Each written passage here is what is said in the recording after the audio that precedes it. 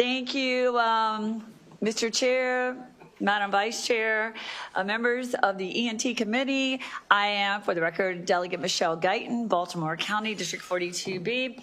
And I want to thank you particularly to Delegate Vaughn Stewart. I followed him yesterday in ECM after a really long hearing, and I quoted him then. I'm going to do it again because he's done so much of my legwork now that we can make this shorter.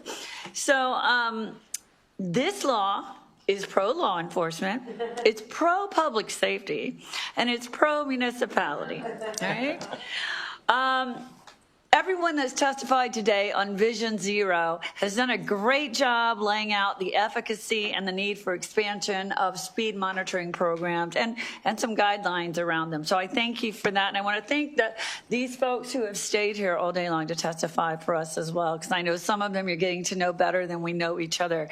So I don't need to tell you, because of all the groundwork already laid today, that speed monitoring systems work to make our streets safer. I don't need to convince you that your constituents care very, very much about road safety, because if you're like me, that's the most common complaint that we hear from them. And I don't even need to spend time arguing with Delegate Naraki, because he is not here anymore, he was okay with that before he left. About the fact that speed cameras are not a money-making scheme to fund progressive policies. All those things have already been addressed. But I am here to convince you that the Motor Vehicle Subcommittee of the Environment and Transportation Committee, on which I serve, should no longer be in the business of making safety decisions about roadways that we have never seen. Right? For instance, I don't know that I've ever been on Route 210, but for God's sake, I'm never going to go on purpose after hearing what we've heard today, right? So should I be one of the people voting, a small group of people, to decide whether or not they can have a speed monitoring device in that location? I don't think so. I don't think so. The law enforcement and the county officials who are closest to the problems should be the ones to have that authority. Now, both because that makes a lot of sense and because under the current system, they have to wait all the way until legislative session to come to us to ask for our permission to put speed monitoring devices in different locations. Now, the example I just gave, 210, is actually not what this bill is about. This bill is about residential areas, right? Places where folks live, walk back and forth to school, ride on their bicycles, and they generally have a speed limit 35 or below, right? Last year, the Baltimore County delegation did pass in both the Senate and House committees bills giving our county authority to decide when and where to place speed cameras outside of school zones, because we already know we can do that, in these residential areas. Now, unfortunately, that bill was rightly rejected by our leadership, right? Because there were a whole lot of creative amendments, very creative amendments put on that by the House delegation. And what that meant is it wasn't consistent with laws in other parts of the state, and it did not conform to current laws, and namely Montgomery County, Prince George's, and Anne Arundel County, which already have that authority to make their own decisions about where to place speed monitoring devices. So the decision was made that consistency was really important in these decisions, and so a simple statewide bill that enabled each individual jurisdiction to make their own decisions was the way to go. So this bill does not require cameras. It doesn't force anyone to add extra cameras, nor does it cut the county administration or county council out of the decision. It doesn't change any provisions of the existing law except to replace the names of a few counties, again, Montgomery, Prince George's, and Anne Arundel, with all counties, so that they can take ownership of this life-saving solution. So I introduced House Bill 644, and I asked you to support it because it really makes a lot of sense. It plugs the last hole in our Vision Zero day, I think. And I introduced it in support of a grandmother and her grandchild who were killed in a residential area in my district a few years ago, and a family who had a car run through the front of their house just last week. So for all of the people who've been affected, not just in 42B, but across the state, I ask for a favorable report on House Bill 644. The cross-file of this bill is Senator Ben Brooks. Thank you very much. Okay, I'll start. Let me start. Okay, you should know me by now, I guess. My name is Mindy Baden. I want to thank the committee for letting me speak here today. You all know I lost my son Brett 5 years ago as he was just meeting some friends for dinner. But I strongly support House Bill 644. For some people, aggressive driving is just the usual way they drive. It affects other drivers, pedestrians, and bicyclists. And this is especially true in residential neighborhoods where pedestrians and bicyclists are very common. I'm the chair of the Transportation Committee of the Greater Olney Civic Association, and the families living in the Olney Oaks neighborhood see way too many excessive speeders on their main road. Speed bumps there haven't been any deterrent. The residents of the community have banded together and they're working with their county council representative to fight to get speed cameras on that road. It shouldn't be a fight. It shouldn't take a tragedy before automated speed monitoring systems are installed. And in my own neighborhood of Olney Mill, a friend of mine was driving home at night when another car blew through a stop sign at a high rate of speed. It hit her car and his vehicle flipped over. I can't imagine how fast he was going in a residential neighborhood to overturn his car. Luckily, nobody was hurt. It was a miracle. But I think we all see it in our own residential areas. People are in such a rush to get to where they're going with no regard for anybody else. Speed cameras will help curb these dangerous behaviors. Our residential districts deserve the same level of attention and protections as the more high traffic areas. I urge you to submit a favorable report and support House Bill 644. Thank you.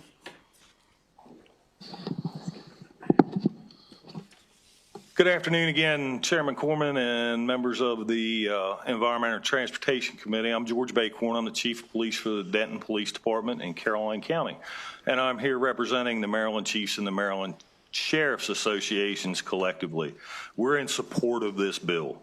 Under this bill, speed cameras will be allowed to be used in specified residential area locations outside of current law, which limits these cameras to school zones. The installation of these speed cameras will have a positive effect statewide, and it aims to negate negative and dangerous driving behaviors. Speed's a huge factor in the damage sustained in vehicle crashes. And that damage is not only physical damage, but it's also traumatic damage to people that are involved in these crashes emotionally and mentally. And the goal is to reduce traffic crashes, to slow people down and keep people safe. I said it earlier on the other bill.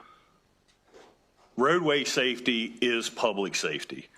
These devices will help us have law enforcement officers in other areas where they need to be, while still effectively reducing speeds. In my jurisdiction, we have school zone cameras, and within the first 90 days of their implementation many years ago, we reduced speeds in those areas dramatically. So the operations work, and they're a force multiplier, and we need police officers doing police things, along with taking care of our residential communities and making sure they're safe in their backyard when motorists are driving by. So we respectfully request a favorable recommendation. Thank you, Chair Corman, Vice Chair Boyce, and members of the Environment and Transportation Committee.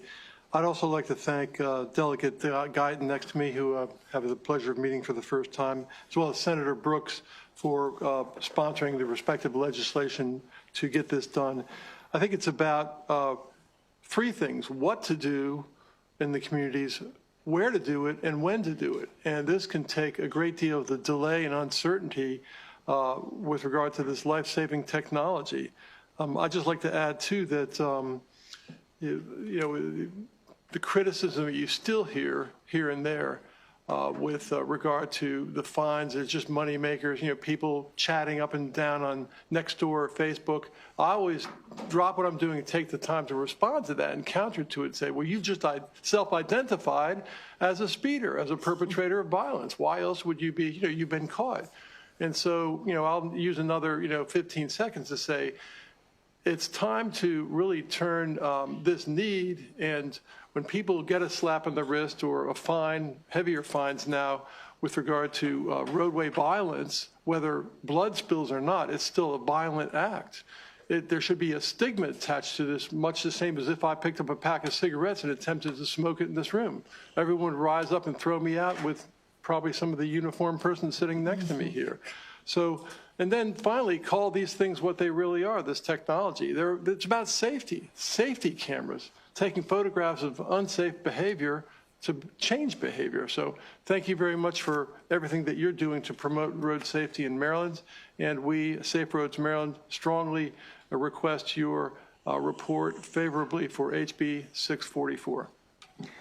Terrific, thank you. So Delegate Guyton, just so I make sure I understand, if I am one of Delegate Naraki's constituents and I don't like speed cameras, under your bill, instead of asking Delegate Naraki to vote against his Montgomery County chairman every year, that constituent would be able to go to Councilmember Marks in Towson to explain why they think speed cameras are a bad idea.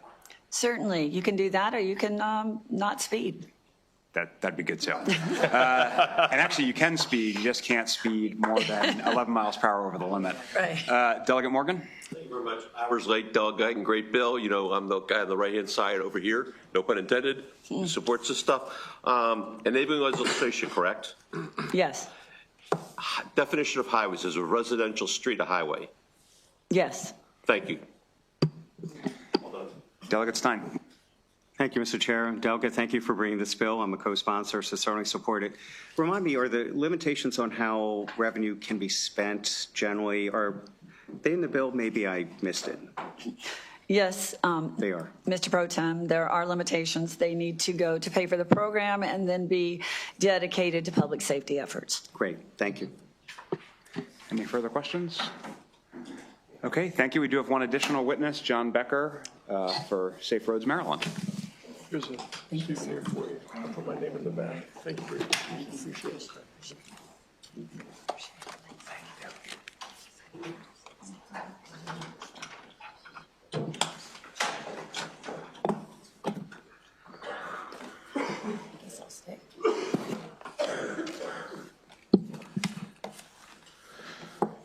Thank you, Chair, members of the Environment Transportation Committee. John Becker with Safe Roads Maryland. Again, we're going to urge a favorable report on this bill, but let me point out something as far as, and sir, you brought this up, and I think it was a great question. Residential is not a two-lane road in suburbia where you have your detached family home and you have a cul-de-sac.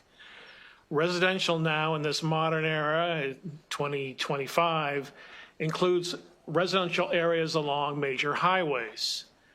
I'm from Rockville, Maryland, town center.